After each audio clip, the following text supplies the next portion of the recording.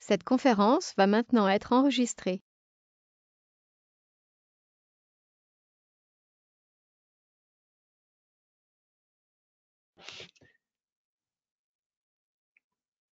Bonsoir tout le monde.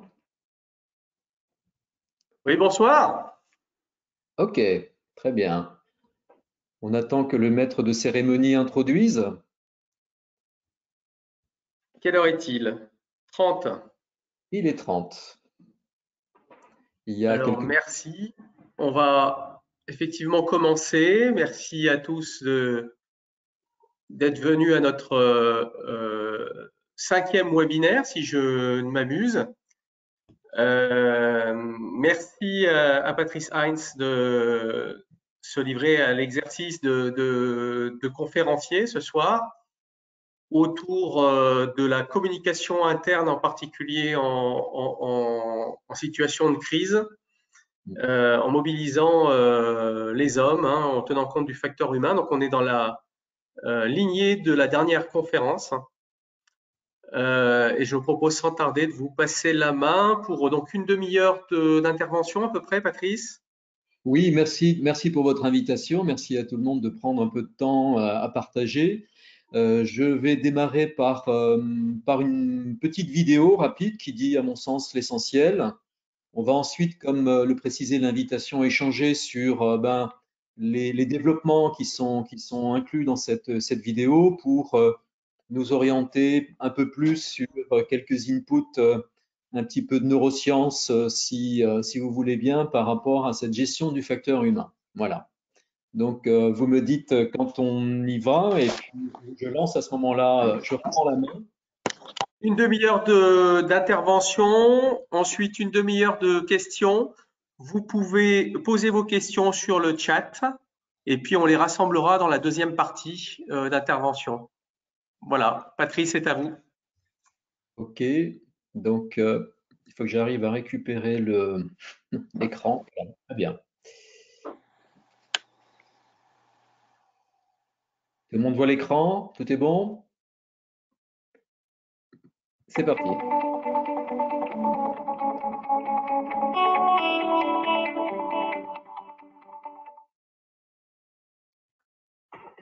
Bonjour, je m'appelle Patrice Heinz, je dirige le cabinet Médiation qui est spécialisé en communication sensible et stratégie de réputation, c'est-à-dire que j'accompagne des entreprises privées et publiques dans des situations de crise. Je suis aussi expert associé de la société Atrisk. Nous allons parler de communication interne. On reste sur les mêmes principes. Pour qui, pourquoi, à quel type de collaborateur, à quelle catégorie je veux m'adresser, pour quel objectif, quel retour j'en attends. Mettre ceci évidemment en plan opérationnel, pour qui, pourquoi, quand, comment, pour définir la façon de faire. Les mêmes conseils également sur la loi de l'impact. 1, l'humain, la santé, la vie.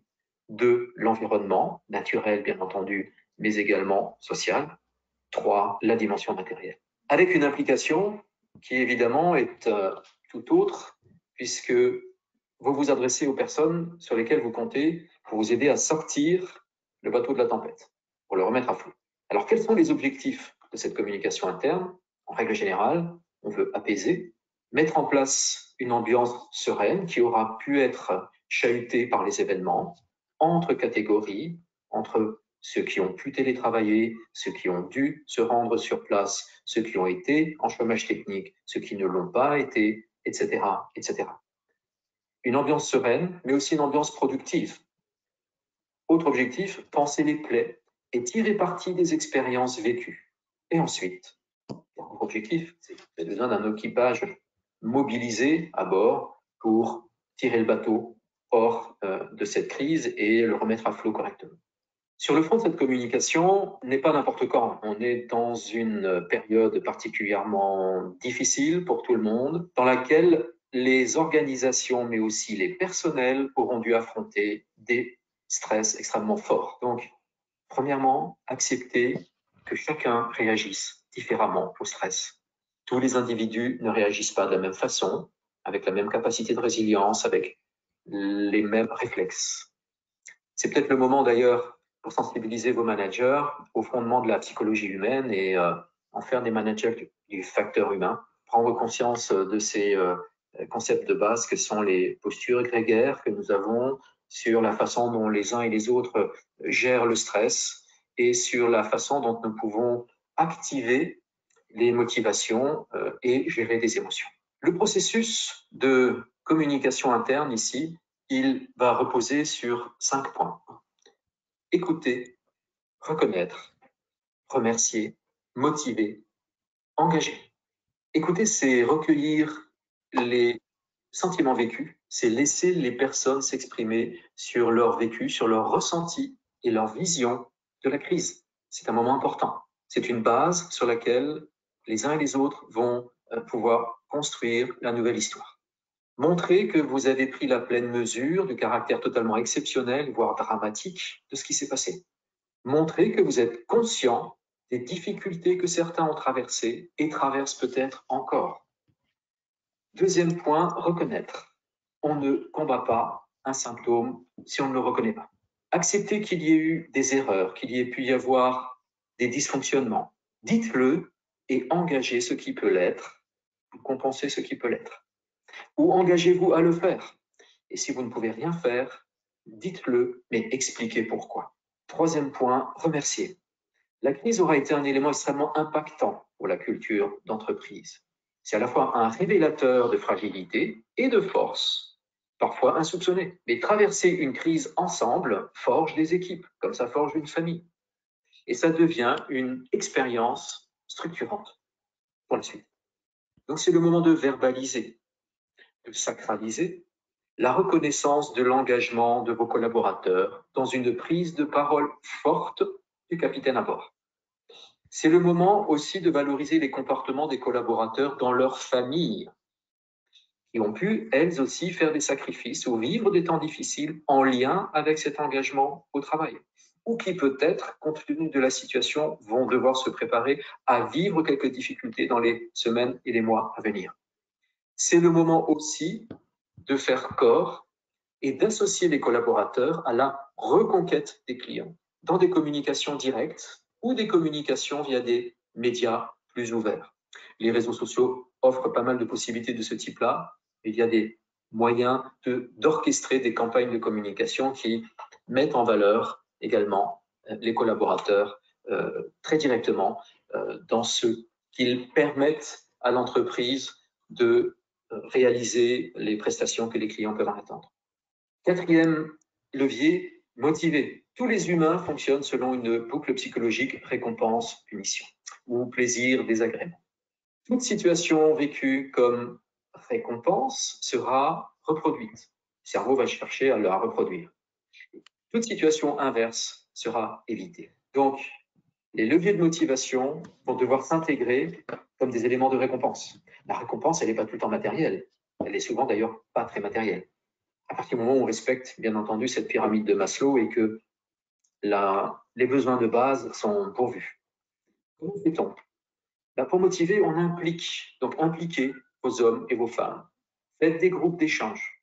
Partagez les objectifs et les contraintes. Entrez dans du lean. Donnez une information adulte. Là aussi, vos troupes sont passées par des moments de vie cruciaux. Ils ont largement démontré leur capacité d'affronter des difficultés. Ce ne sont plus des enfants.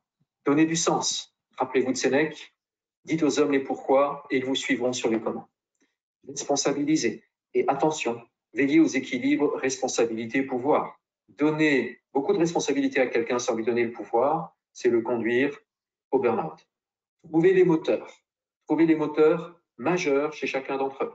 Et comment faire se rencontrer tous ces moteurs pour nourrir des objectifs communs? C'est un travail de manager. C'est pourquoi je disais que c'est peut-être le moment de faire monter vos managers en compétence sur cette fameuse gestion du facteur humain. Ensuite, toujours pendant la motivation, associer concrètement aux bénéfices des actions, que ce soit bien entendu l'intéressement, mais aussi la pérennisation du job et la reconnaissance des clients ou des partenaires avec lesquels vos collaborateurs sont en relation. Enfin, cinquième élément de la boucle, engager. Il ne s'agit pas de rester sur de la câlinothérapie ou des bons sentiments, il s'agit de sortir du doute, de la procrastination aussi, dans laquelle certains peuvent avoir envie de se réfugier en attendant de voir ce qui va se passer demain, mais aussi sortir des mauvais réflexes qui reviennent au galop pour remettre l'organisation en mouvement. Le cerveau humain a besoin d'action. Face aux épreuves, en chacun d'entre nous, il y a une petite voix qui nous dit « Qu'est-ce que tu fais? Il faut que je fasse quelque chose. » Mais quoi? Alors, soit vous laissez faire et chacun va mettre en œuvre ce que son cerveau interprète comme la dernière des bonnes réponses apportées, soit vous alimentez la machine en action et en images positives et motivantes. Comment? Donnez un horizon, une perspective. Réduisez l'incertitude. Rationalisez les enjeux. En quoi l'effort que vous demandez est-il justifié? Pour eux, rappelez le bénéfice collectif et individuel. Actionnez les leviers de motivation qui mènent à l'action. Enfin, fixez les échéances, les étapes et donnez le go. Un navire a besoin d'un capitaine qui tient la barre.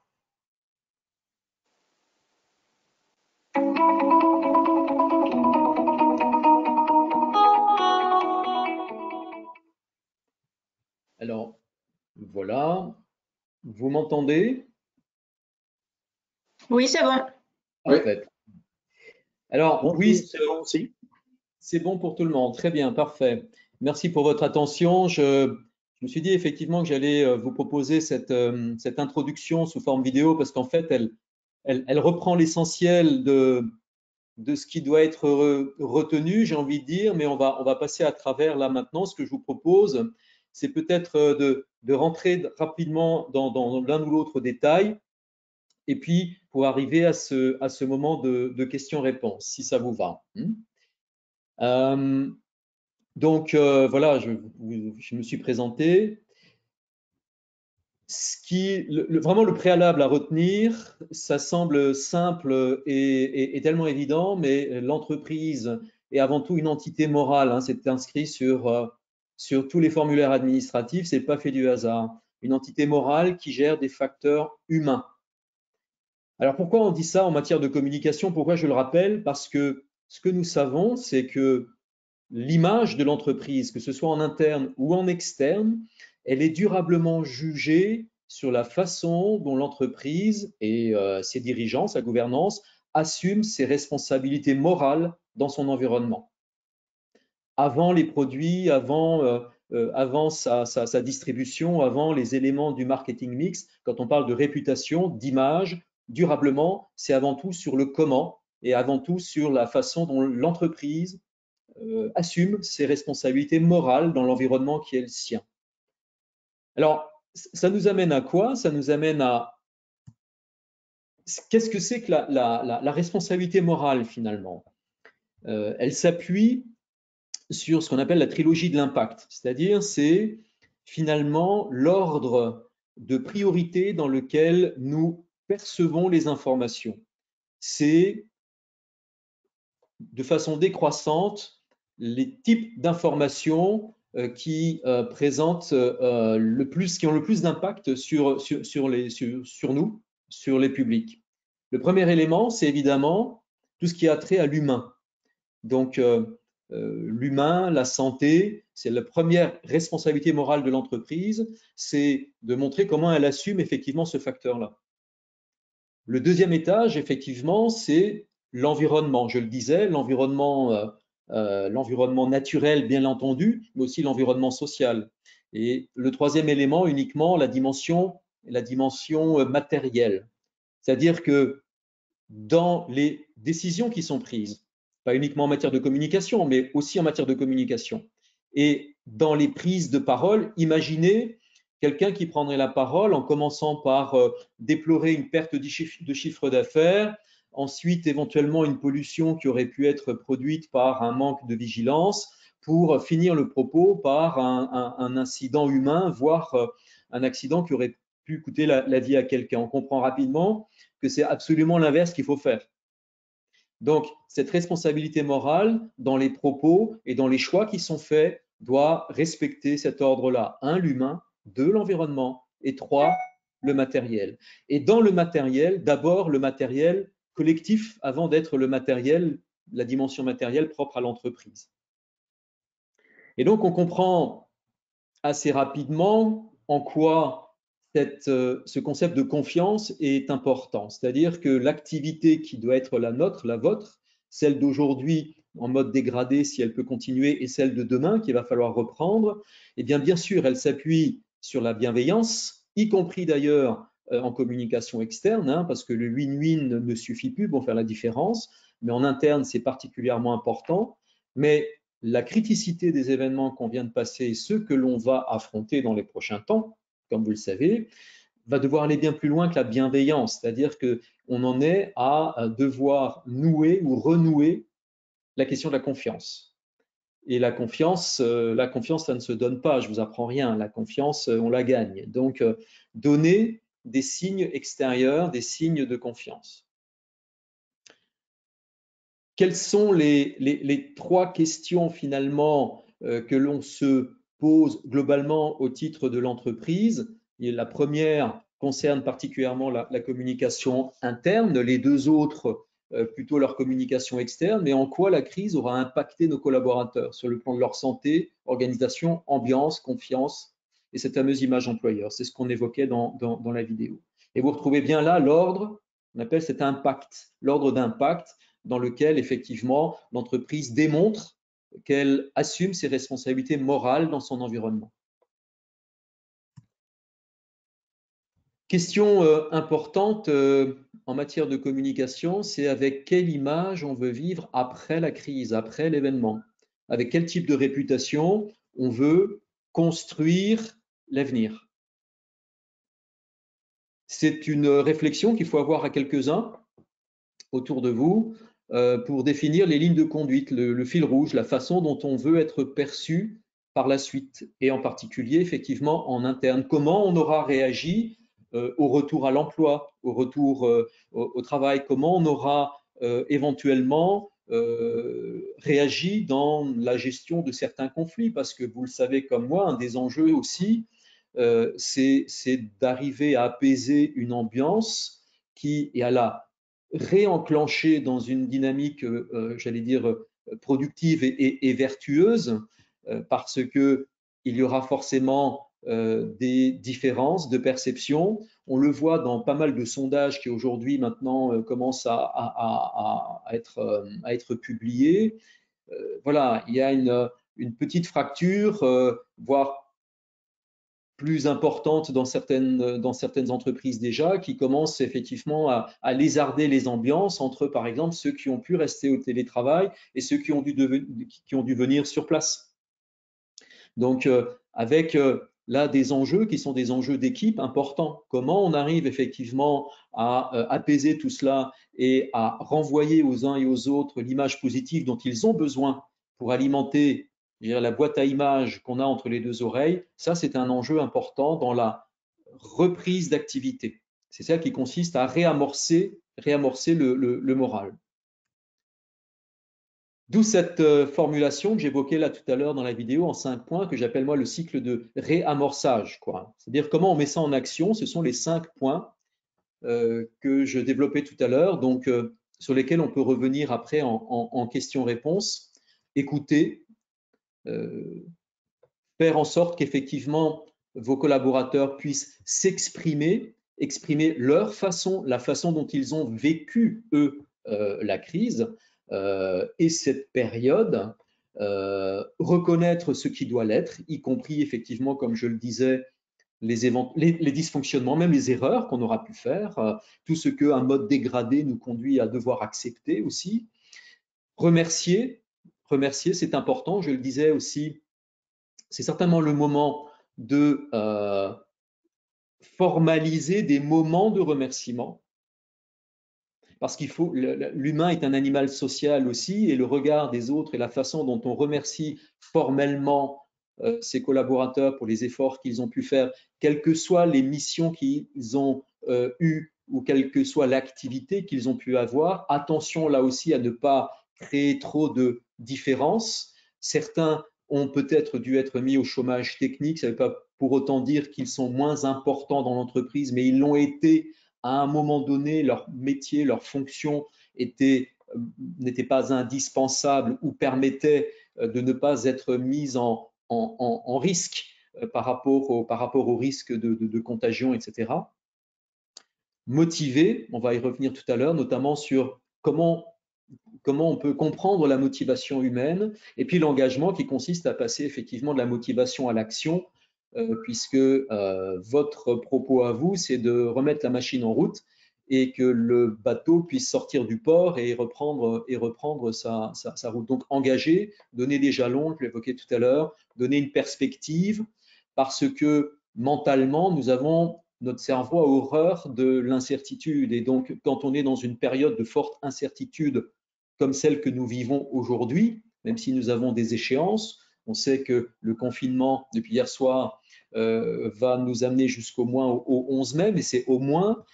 Qu'en est-il de la mobilité interrégionale, internationale, etc., etc. Il y a quand même beaucoup d'incertitudes. Et puis, il y a une incertitude fondamentale en tant que chef d'entreprise, c'est de savoir comment on va terminer l'année, quoi, hein, et comment on va se mettre en route pour continuer à exister après. Donc, je me propose de passer assez rapidement sur ces questions sur lesquelles on peut revenir, avec un point sur lequel j'aimerais insister, c'est que la reprise d'activité, elle doit être aussi formalisée. C'est-à-dire, voyez comment vous pouvez, le cas échéant, enfin, comment vous pouvez organiser une forme d'accueil de retour au travail. Alors, en fonction des effectifs qui sont les vôtres, vous pouvez soit vous assumer effectivement cet accueil au travail physiquement, soit l'organiser avec les cadres intermédiaires, les chefs d'équipe, etc., soit utiliser la vidéo, enfin, quelque chose qui soit formalisé. Et c'est évidemment le moment de remettre au goût du jour ou de poursuivre, si vous le faisiez avant, ce fameux management by wandering around, hein, c'est-à-dire descendre dans les ateliers, aller dans l'usine, marcher, parler avec les gens, tout en respectant évidemment les fameux gestes barrières qui devront encore être respectés pendant un certain temps. Mais ce welcome meeting, ce moment de reprise est important. Et on ne le fait pas souvent d'ailleurs dans l'année quand on a des collaborateurs qui reviennent par exemple d'un congé de maladie. Il y a peu d'entreprises ou d'une longue absence, il y a peu d'entreprises qui formalisent cet entretien. Je passe rapidement sur ces 5 questions.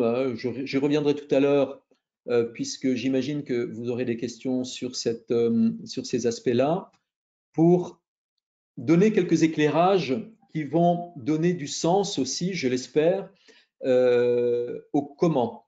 On est là sur du pourquoi. Le comment, c'est les 5 points de ce cycle de réamorçage. Là, pourquoi ça? Ben pourquoi? C'est là on arrive effectivement de cette formule qui dit de passer du gestionnaire de ressources humaines au gestionnaire du facteur humain. Alors pour ça, moi j'ai envie de vous amener avant les questions à quelques éclairages que nous apportent les neurosciences sur la façon dont fonctionne notre cerveau et comment nous intégrons les informations qui nous viennent. Alors, le cycle récompense-punition, je l'ai évoqué dans la vidéo, tous les humains sont construits autour de ce cycle-là, c'est-à-dire que notre cerveau va fondamentalement, y compris dans son inconscient bien sûr, chercher à reproduire ou à nous remettre en situation qu'il a identifié, mémorisé comme étant porteur de récompense, et il va essayer d'éviter tout ce qu'il identifie comme étant évidemment une punition ou un désagrément. Et ça, c'est pas conscient, c'est fondamentalement lié à notre instinct de survie.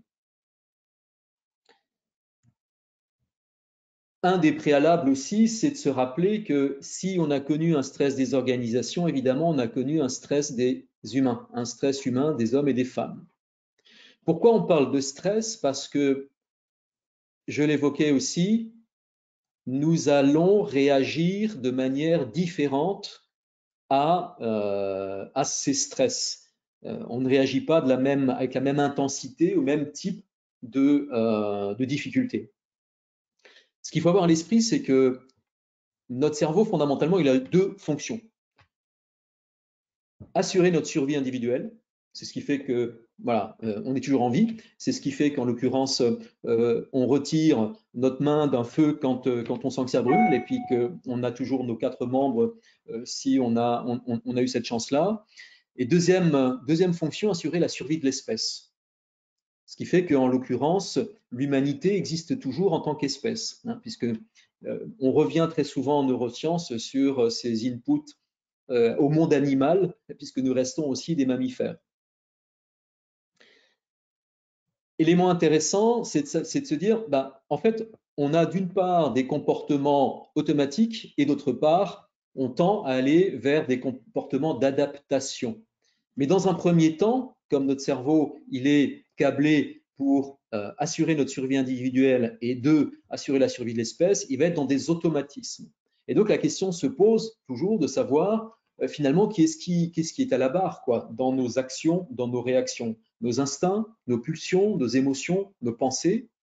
C'est là qu'on va arriver à cette question effectivement des instincts et des pulsions par rapport à cette gestion du stress. Donc, quand je dis dans la vidéo que acceptons que tous les humains ne réagissent pas de la même façon, il faut intégrer le fait que nous passons tous, par contre, par les 3 mêmes états.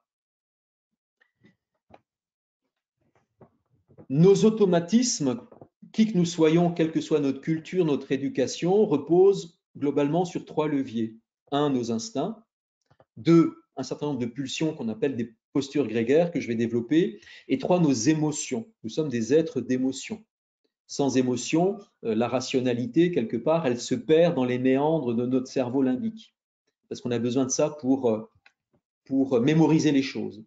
Alors, dans les automatismes, l'instinct de survie, c'est quoi?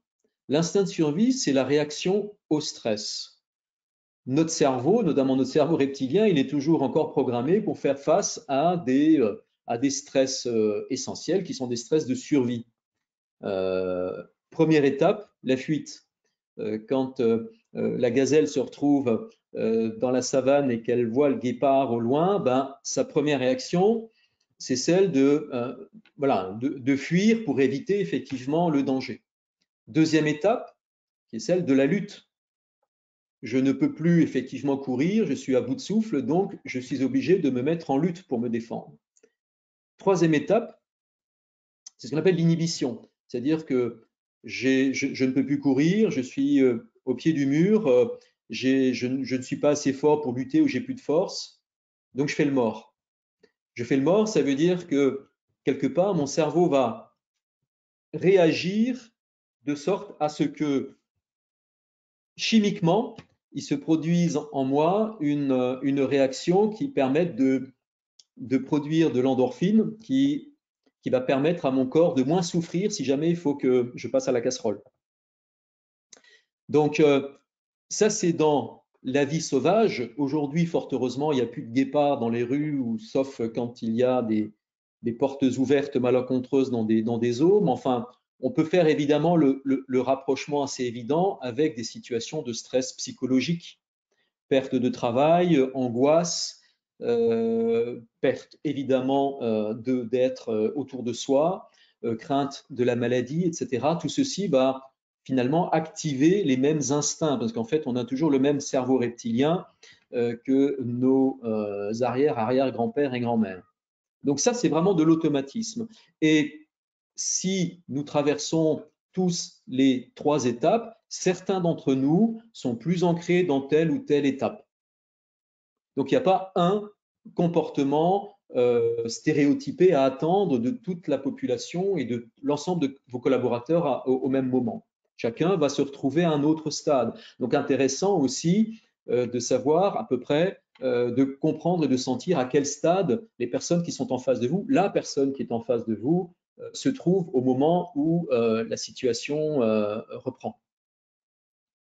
Deuxième élément automatique, la place dans le groupe. Nous sommes des êtres sociaux et donc, quelque part, nous allons également, de façon pulsionnelle et pas du tout consciente, réagir en fonction de ce qu'on appelle un point de consigne, c'est-à-dire où est-ce que je me situe sur ces 2 axes-là. 2 axes aux extrémités desquels il y a des positions dominantes, des positions soumises, des positions de marginalité, des positions d'intégration. Cette pulsion permet à l'espèce humaine d'exister encore. C'est ce qui permet au groupe de traverser un certain nombre de difficultés. Il faut un chef, il faut des exécutants, il faut des esprits critiques. C'est ce qu'on va retrouver dans le monde animal aussi dans cette marginalité. C'est ceux qui oseront remettre en cause un certain nombre de choix par l'esprit critique. Et puis nous avons parmi les intégrateurs des gens qui vont être ce qu'on appelle un peu les gens qui font du lien, ceux qui aiment rejoindre l'équipe, qui font un peu les border collies ou les bergers, les chiens bergers, quoi, hein, faire en sorte que le groupe reste solidaire. Et il n'y a pas de posture qui est plus valeureuse qu'une autre, c'est-à-dire que en fonction de notre mémoire génétique, notamment, nous avons chacun un point de consigne qui se situe quelque part sur cet arbre-là. Donc, il se situe au-dessus ou en dessous de l'axe horizontal. Et on a des situations dans les entreprises, ce n'est pas le propos aujourd'hui, mais que l'on étudie en biosystémie, qui permettent de comprendre que, par exemple, le meilleur de vos vendeurs que vous souhaitiez, le meilleur commercial que vous souhaitiez, par exemple, remercier et promouvoir un poste de directeur commercial pour le remercier et le valoriser dans ses performances, eh bien, il peut se révéler être un piètre directeur commercial. Il peut, alors qu'il était apprécié par tout le monde avant, réussir à liguer tout le monde contre lui, etc., tout simplement parce que vous lui avez donné une position qu'il ne peut pas assumer. Et on peut, dans le management, si on ne fait pas attention à ce type de levier, eh bien faire des dégâts. On peut passer à côté d'organisations qui pourraient être évidemment plus sereines et même plus efficaces. Donc, trouver un autre moyen de remercier et de valoriser ce fameux commercial numéro 1 que, par exemple, lui donner cette fonction. On en arrive aux émotions parce que le développement nous amène aux motivations. Et très rapidement, je pourrais revenir là-dessus. Finalement, qu'est-ce que c'est qu'une émotion? L'émotion, c'est un signal interprété, mémorisé, qui va générer en nous, dans nos circuits neuronaux, des shoots hormonaux, hein, qui vont provoquer une réaction physiologique, physique, mentale, qui va elle-même être mémorisée et qui va en fait produire une émotion. Et cette émotion elle-même, elle va répéter l'ensemble du cycle pour être à nouveau mémorisée dans notre cerveau, qui va reconnaître ensuite un signal, il va faire une relation entre le signal qu'il a reçu et l'émotion que ça a produit. Et plus ceci se reproduit, plus vous créez un ancrage, et donc d'où la nécessité d'alimenter en projet, en jalons, comme j'évoquais tout à l'heure, et en images qui permettent à l'individu de se projeter dans autre chose que des mémoires ou des émotions difficiles ou peut-être négatives qu'il aura pu avoir à travers les situations que nous avons vécues et que nous vivrons encore. Le résultat de tout ça, c'est que ce n'est pas la vérité qui compte, mais l'idée qu'on s'en fait, en l'occurrence que notre cerveau s'en fait, c'est qu'une même information, une même stimulation, eh bien, elle va être vécue comme une bouteille à moitié pleine par les uns et une bouteille à moitié vide par les autres. Et ça, c'est lié effectivement au circuit de l'information dans notre cerveau et la façon dont on répète les mêmes inputs, les mêmes informations qui vont provoquer les mêmes réactions émotionnelles. Et sachant qu'en l'occurrence, notre cerveau, il va toujours privilégier les émotions et les situations qui sont vécues par lui comme étant des récompenses et qui va essayer d'éviter ce qui est vécu comme étant des punitions ou en tout cas des désagréments, viendra certainement la question de savoir mais comment se fait-il alors que l'on soit en mesure, que certains reproduisent sans arrêt des comportements qui leur font du mal? Ben, la réponse, on ne va pas la donnée ce soir, elle est un peu thérapeutique, mais c'est que tout simplement, il y a dans ces comportements-là une récompense cachée, quelque chose dont l'inconscient reconnaît une forme de, alors un shoot hormonal, une image, enfin quelque chose qui, y compris dans un événement pas très sympa, peut nous être mémorisé comme un élément qui va déclencher une récompense. Donc, la motivation, c'est quoi? C'est la façon dont notre cerveau transforme la mémoire qu'il a de l'émotion en action. Émotion, mémorisée, qui va définir une motivation. Cette motivation, et j'en finis rapidement pour aller aux questions, en fait, on a 4 grandes catégories de motivation. On a tous, autant qu'on est, une motivation qu'on appelle primaire, qui est en l'occurrence ce qui nous donne notre énergie vitale.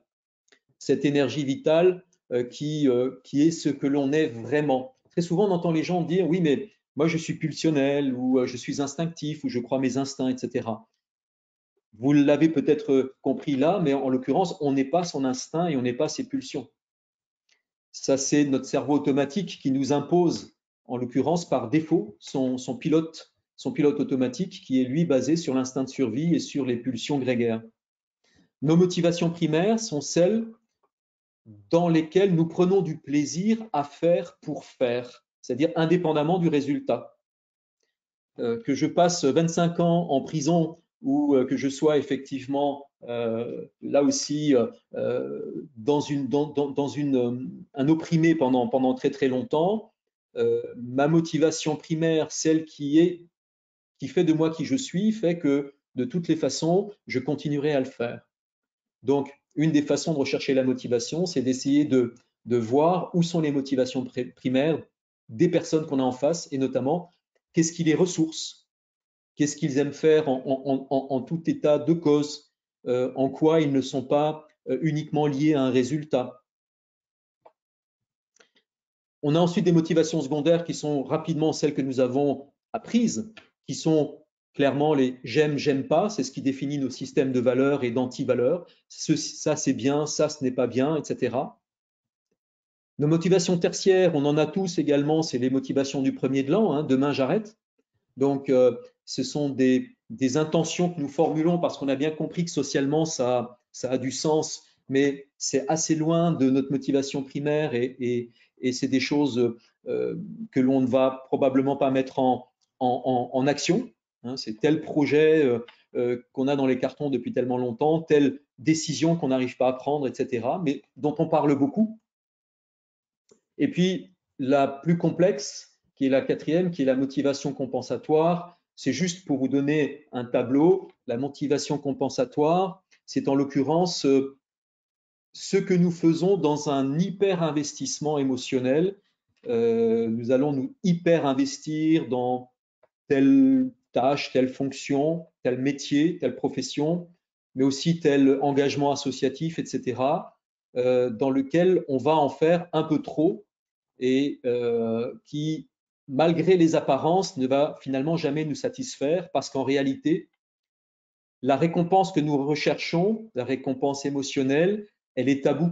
C'est quelque chose que nous traînons depuis notre mémoire génétique et depuis nos premiers mois de vie comme étant quelque chose d'impossible. Mais comme on en a besoin de façon vitale, on va trouver des avatars dans lesquels, en l'occurrence, on va pouvoir trouver cette récompense-là. Le mode adaptatif étant ce vers quoi nous cherchons à aller et ce vers quoi le manager doit chercher à amener son interlocuteur, son collaborateur, c'est cette partie du cerveau qu'on appelle le cortex préfrontal, qui est la dernière partie développée dans l'évolution de l'espèce, qui d'ailleurs n'est pas finie avant 25 ans. Hein. Donc là aussi, si vous avez des enfants, des ados, etc., soyez tolérants par rapport à ça et qui nous permet la flexibilité, la créativité, l'empathie, etc. Tout ce qui va nous permettre d'avoir aussi un libre arbitre et d'avoir une efficacité qui dépasse nos propres pulsions et nos seuls instincts de survie. Voilà pour le cadre que je voulais partager avec vous pour me prêter aux questions maintenant si vous en avez.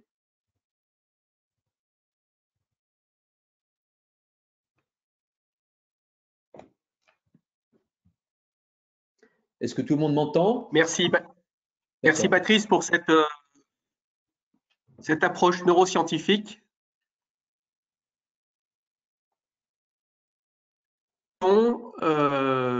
Par le chat ou même en direct. Hein.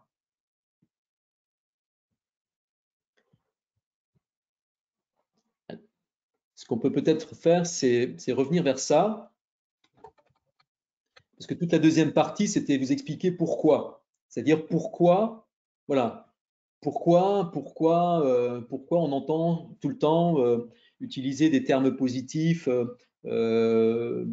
parler, envoyer des images positives, etc., etc. Parce que tout se mémorise et que on peut aussi ancrer de nouveaux chemins dans l'esprit des gens avec lesquels on travaille pour les motiver et trouver les ressorts qui vont faire qu'ils vont se sentir humeur à s'investir ou pas, quoi.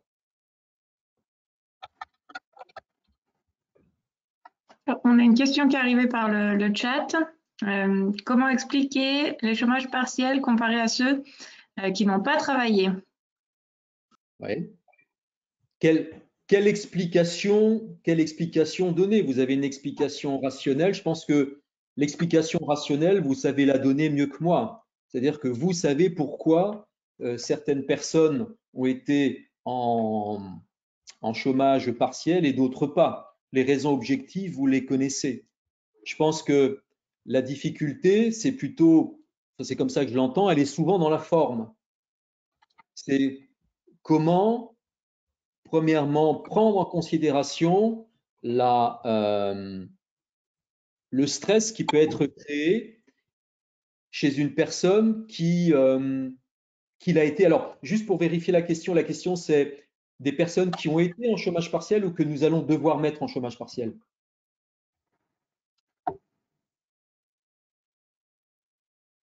Qui y sont, en fait, qui y sont ou qui vont y être plus que d'autres qui le seront moins?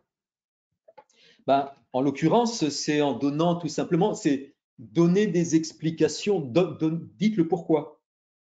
Vous savez pourquoi. C'est-à-dire Okay. il n'y a pas de, comment dire, il n'y a pas de recette, il n'y a pas de papier cadeau qui permettent de faire passer des informations difficiles comme étant légères et faciles. C'est commencer par prendre en considération le fait que ça puisse être particulièrement mal vécu et attention aussi à ne pas créer, je dirais,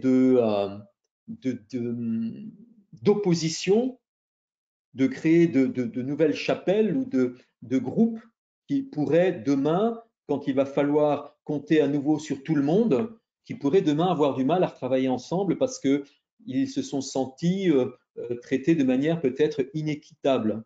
Donc, expliquer à ceux qui doivent travailler pourquoi ils doivent travailler et à ceux qui ne peuvent pas travailler alors qu'ils le souhaiteraient peut-être, mais pourquoi ils ne peuvent pas le faire. Expliquer aux hommes le pourquoi et vous suivront sur les comment. Mais ça suppose d'accepter aussi, effectivement, qu'on n'a pas affaire à des enfants, quoi. Et que la situation qu'on vient de vivre permet aussi aux uns et aux autres d'avoir un rapport assez différent, je crois, à la difficulté. Ok, merci.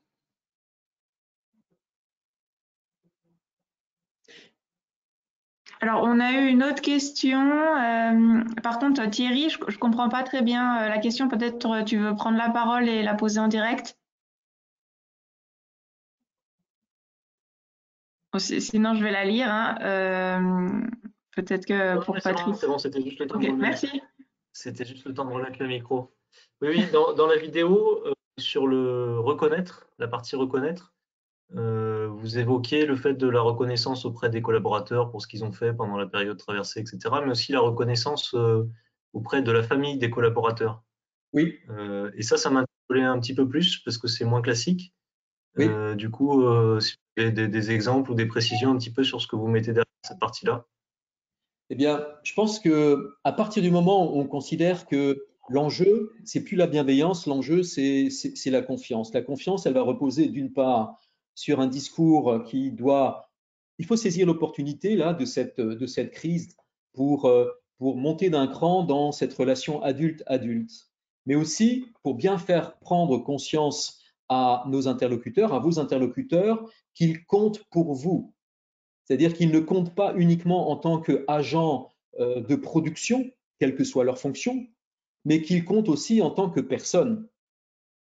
Et l'agent de production, le cadre ou l'opérateur qui est chez vous est quelqu'un qui a une vie de famille, et une famille qui a souvent, enfin qui a forcément été impliquée, soit dans les situations que nous avons tous vécues, qu'ils ont vécues et qu'ils vont vivre encore. Donc, il faut essayer de trouver le moyen de renvoyer à la famille aussi une information, une explication, donner les moyens à votre collaborateur de pouvoir plus facilement se faire comprendre à la maison. Mais remercier la maison aussi de permettre au collaborateur d'être le collaborateur qu'il est. On est vraiment sur un fil de confiance. Donc, ça peut prendre la forme d'une lettre, ça peut prendre, tout dépend des effectifs qui sont les vôtres, ça peut prendre la forme d'un document de communication interne si vous en avez un, ça peut prendre la forme d'une vidéo qui est postée, ça peut prendre la forme d'une réunion qui est organisée, ça peut être la forme selon les mesures, les barrières qui nous seront imposées, ça peut être une façon d'associer à un moment donné aussi des membres de la famille à tel ou tel événement de l'entreprise. S'il ne peut pas être organisé tout de suite, il pourrait être organisé dans quelques mois. Mais donner des signes de considération, c'est ça en fait, cette reconnaissance-là. Parce que votre collaborateur ou votre collaboratrice a peut-être un conjoint qui est aussi un salarié quelque part et qui a aussi dû faire un certain nombre de choix. Et il y a peut-être eu aussi là des conflits de priorité qu'il a fallu gérer. Le fait d'avoir une reconnaissance pour l'effort qu'a fait la personne, mais aussi sa famille, est important dans ce qui va suivre, parce que vous savez comme moi que les efforts sont loin d'être finis, qu'il y en aura d'autres, peut-être plus compliqués sur le plan économique que ceux que nous avons vécus jusqu'à présent. Est-ce que j'ai répondu à… Merci. Ouais. Mais je suis content que vous ayez appuyé dessus parce que on oublie souvent ça. C'est pas, voilà, c'est pas quelque chose qui est très spontané. Mais on n'est pas dans une situation normale. Donc, on peut aller vers des leviers un peu plus originaux dans cette situation-là. OK. Qu'est-ce qu'on peut faire si on a un manager qui perd pied et qui a une attitude très angoissée et très excessive par rapport à son équipe qui, elle, prend les choses plutôt calmement? Je pense qu'en l'occurrence, il faut d'une part veiller à ne pas affaiblir évidemment le dit manager par rapport à son équipe parce que vous comptez sur lui pour diriger la partie qui est sous sa responsabilité, mais se pose ensuite la question de l'entretien one-one, c'est-à-dire que ce qu'on évoquait tout à l'heure, ce que j'évoquais comme étant de formaliser un moment de retour à l'emploi, il faut peut-être le faire en cascade. C'est-à-dire qu'il y a peut-être des éléments sur lesquels vous comptez plus que d'autres.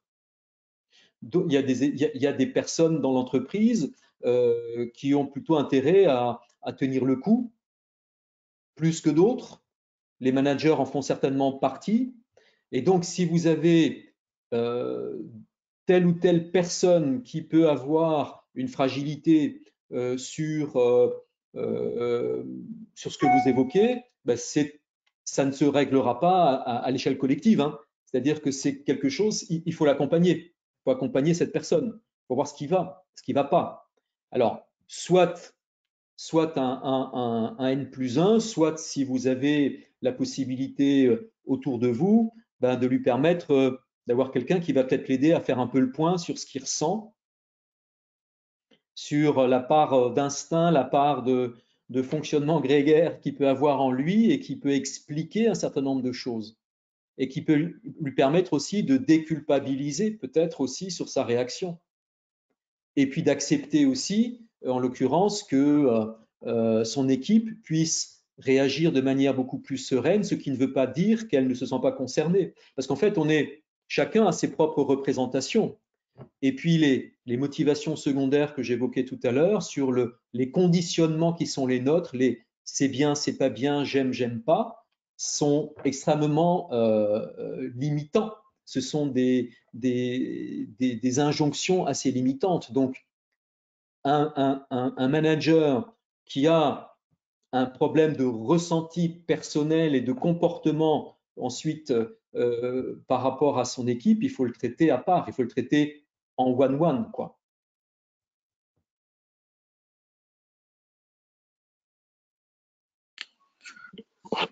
Bonjour, j'ai une question, Grégory Chamel, Société Bosch.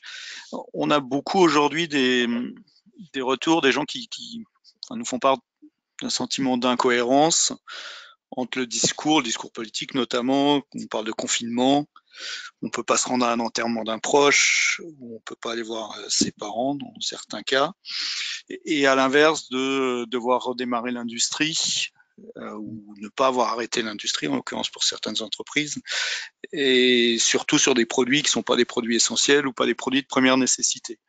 Et c'est vrai que là-dessus, c'est dur d'argumenter parce que bien sûr, on peut se dire qu'ils ont pas forcément tort. Donc, quelle position à tenir et quels conseils vous pouvez donner par rapport à ça? Alors, ça c'est ce qu'on appelle une dissonance cognitive.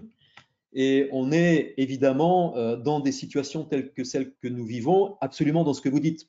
C'est d'un côté, on nous dit ne sortez pas de chez vous. Enfin, c'est ce qu'on a connu avec le premier tour des élections municipales, par exemple. Hein, c'est une énorme dissonance cognitive. Donc, là aussi, c'est déjà permettre aux personnes d'exprimer ça. C'est-à-dire, il n'y a pas de tabou, il ne faut pas mettre le couvercle là-dessus. C'est pas mal de penser ça, c'est normal. Donc, toujours permettre l'expression, Parce que l'expression permet à un moment donné, de faire baisser aussi un niveau de stress, un niveau de tension par rapport à ça. Arriver ensuite à amener petit à petit, plus vous arrivez à descendre le niveau de stress, plus vous amenez votre interlocuteur, vous le sortez de son cerveau automatique et vous l'amenez vers cette partie adaptative. Cette partie adaptative qui est celle qui permet d'avoir un peu de recul, qui dit, bon, en l'occurrence, quels sont les enjeux? Comment peut-on distinguer les choses? Quelles sont les alternatives à cette pensée automatique qui consiste à dire que je ne fabrique pas de masque ou de gel hydroalcoolique, donc je ne vois pas pourquoi je devrais travailler. OK. Mais pourquoi on vient travailler? C'est quoi l'objet? C'est quoi l'objet de l'entreprise? C'est quoi la finalité de l'entreprise? Et c'est quoi ta finalité quand tu viens au boulot?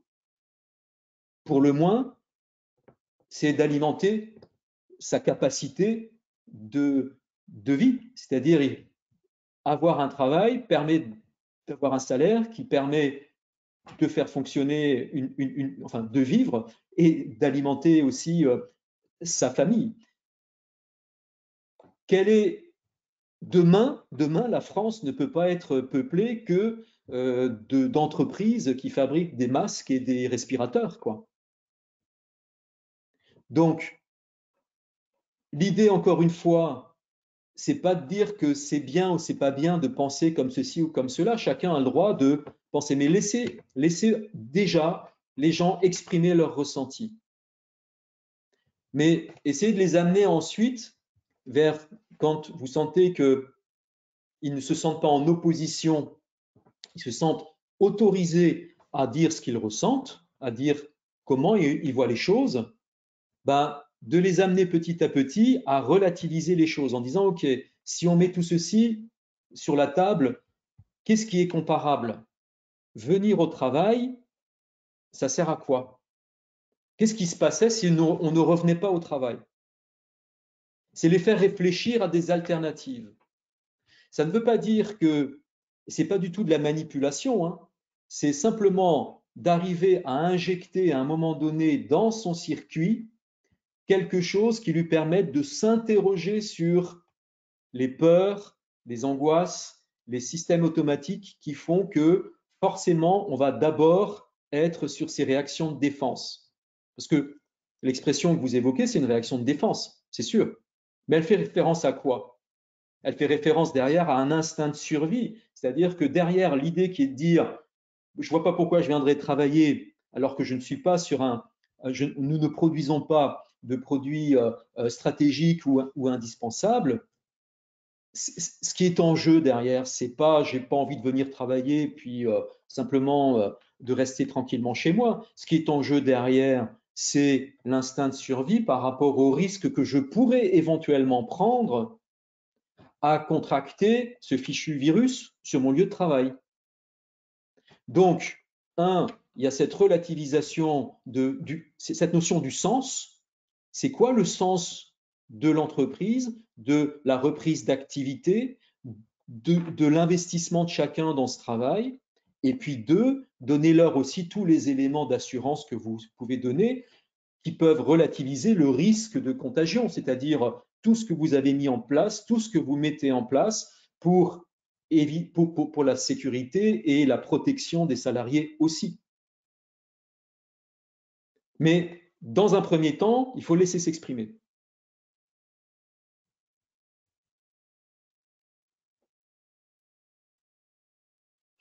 Et la réponse, elle est dans le sens. Merci. Mais il faut que la personne arrive et tout le monde, on n'est pas égaux en matière en la matière. Hein,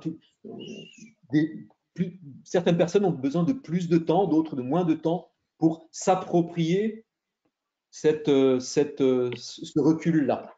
Pourquoi j'y vais au travail, quoi? Pourquoi j'y vais en temps normal et pourquoi j'irai là maintenant? C'est quoi le sens?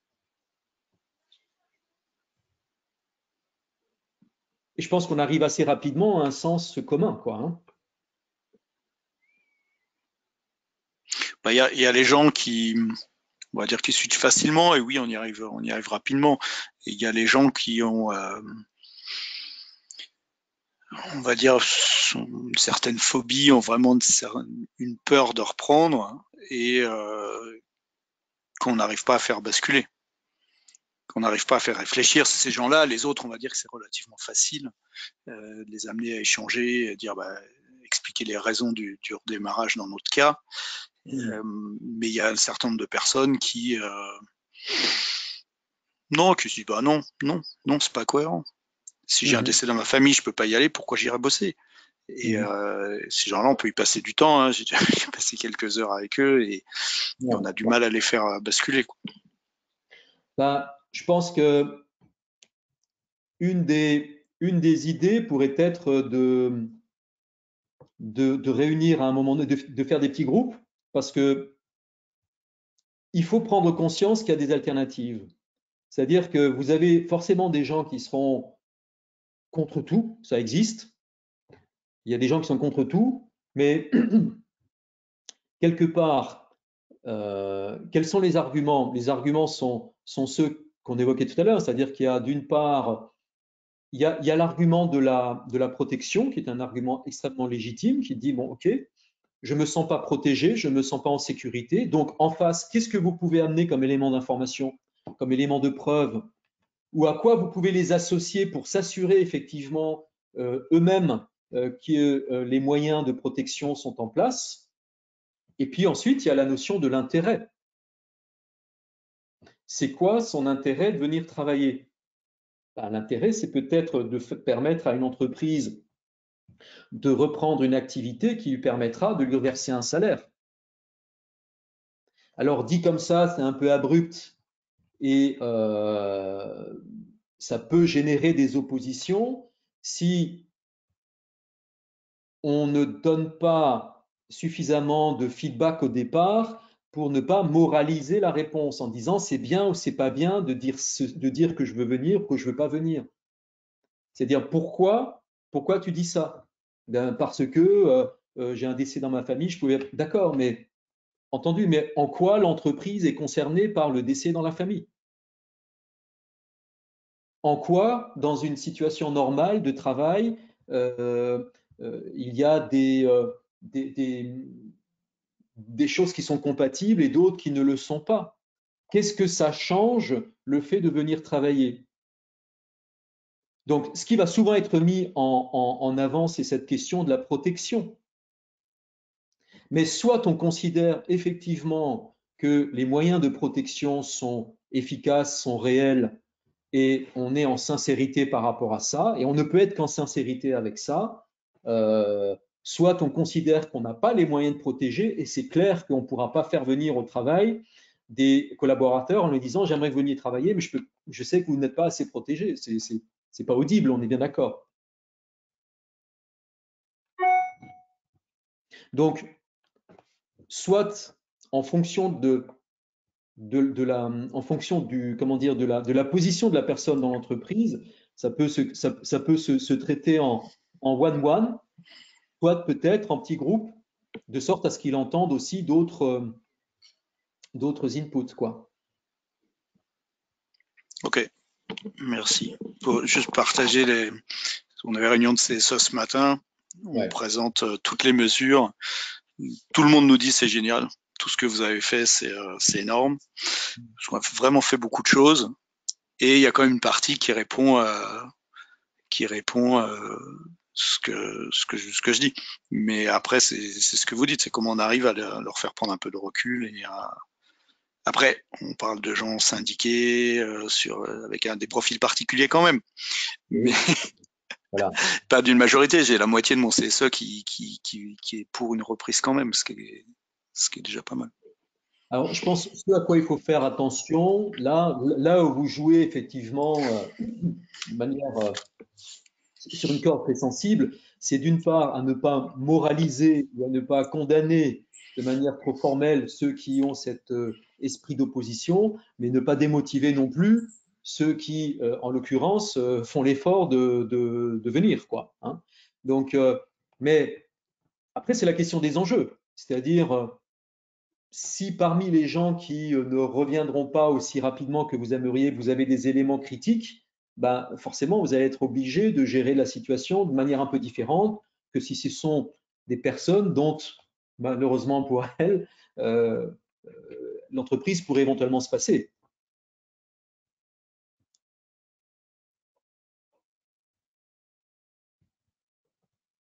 Oui, ok.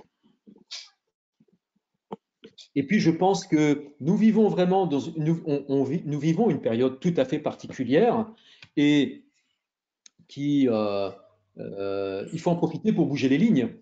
Il faut en profiter pour bouger les lignes. Les lignes bougent sans nous, donc autant essayer de rester à peu près à la manœuvre, quoi. Hein. Y compris sur le rapport au travail, y compris sur le rapport aux collègues, y compris effectivement sur les acquis ne seront plus les acquis. Enfin voilà, il y a que ce soit côté employeur ou côté employé d'ailleurs. Hein.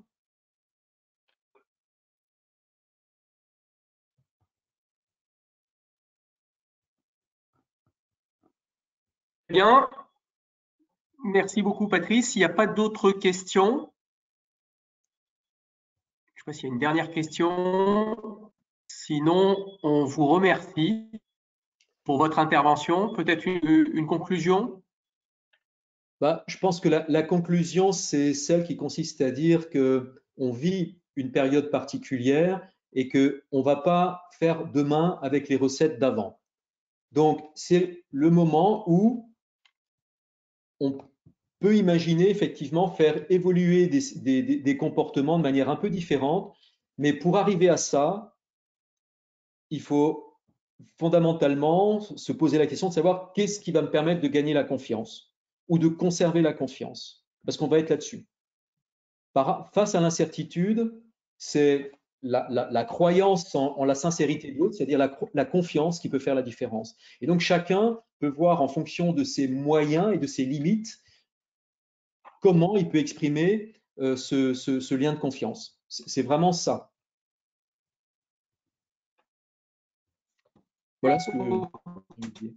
Ce sera de cette présentation. Je vous remercie. Pour ceux qui veulent aller plus loin, ils peuvent prendre contact avec Patrice Heinz, dont les coordonnées étaient dans la présentation. Sera remis. À notre site de webinaire, il continue sur des sujets peut-être un peu plus techniques avec la BPI, donc Banque publique d'investissement et ses dispositifs qui seront présentés jeudi. Mardi prochain, avec les dispositifs de France et sur les plans d'activité avec Général. Voilà, je vous souhaite à tous une très bonne soirée. À très bientôt. Merci. Merci beaucoup à vous. Merci. Bonne soirée. Au revoir. Bon courage. Au revoir. Merci, au revoir.